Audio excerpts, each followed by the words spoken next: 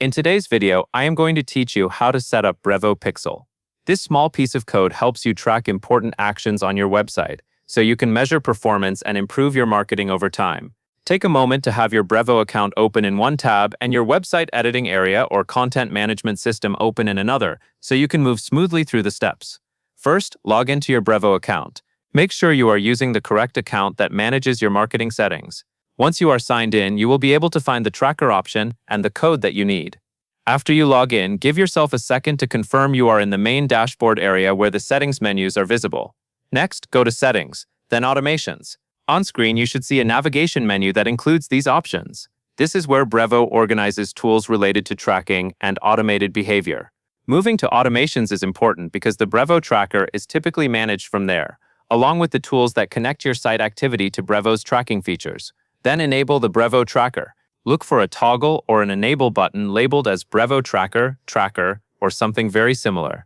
Turn it on and wait for any confirmation message or loading step to finish. Enabling the tracker ensures that Brevo is ready to provide the exact JavaScript code you need, and it also confirms that the tracker configuration is active for your account.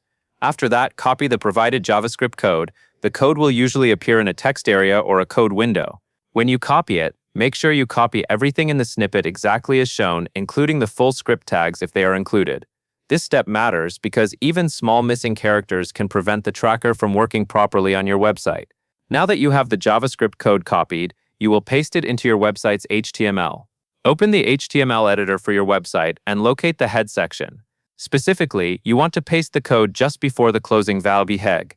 This placement is recommended because it allows the tracking script to load early as the page loads, so it can capture events reliably. As you edit your site, be careful not to paste it in the body area.